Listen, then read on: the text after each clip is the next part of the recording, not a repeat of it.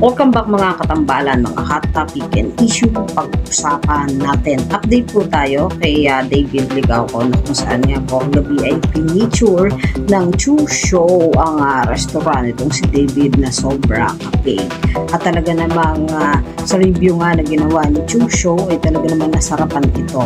At makikita nga na talaga namang seryoso itong si David sa pag-explain kay Chu Show ng masasarap na dish ng Sobra Cafe na talaga namang pinagmamalaki ng restaurant ni David. At isa pa nga po sa post ni David sa kanyang social media account ay nakalagay doon, "See you Tacloban," na ipinost din naman ni Sir Alfred Romualdez. At nakalagay niya doon, parating na ang pambansang Ginoo para pakiligin ang buong Tacloban City. Ito po ay para sa Tacloban Mayor's Night 2025. Ito po ay Sangyaw Music Festival na kung saan nga po ay mag-guest nga po itong si David Ligauco sa Tacloban. Kaya abang-abang po sa mga Tacloban na magaganap nga po this June.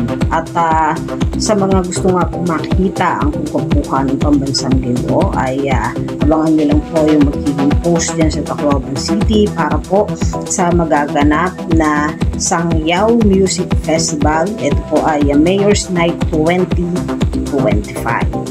At isa pa nga po sa mga posts ni David sa kanyang social media account ay ang napakalawak at napakagandang lugar na kung saan nga po ay nagstay itong si David itong nakaraang nag-celebrate ang pambansang Ginoo ng kanyang kaarawan. Yan po yung mga update natin kay David ngayon. Kayo mga katambalan, ano ang masasabi mo? Comment lang sa comment section na pag-usapan natin.